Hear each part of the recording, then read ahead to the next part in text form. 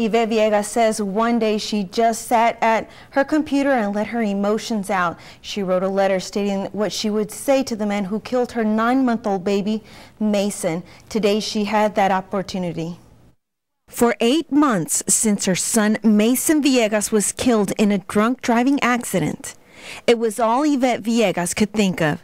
How she would react coming face to face with Joe Montes III, the man responsible for his death. I never was able to hear him call me mommy. He wasn't crawling yet. I had him in my womb longer than I had him, in my arms. Montes took Mason's life September of last year. When he slammed into Yvette's car, she and a friend were injured. Mason was on life support for 3 days before he passed. In court today, Montes pled guilty to intoxication assault and sentenced to 9 years in prison. I don't hate him.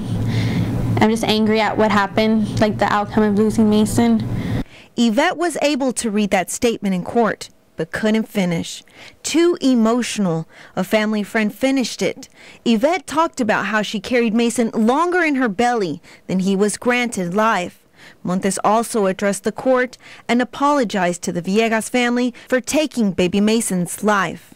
I know that when he apologized, I know he meant it because he looked right at me. I mean, we're no one to judge what his punishment should have been.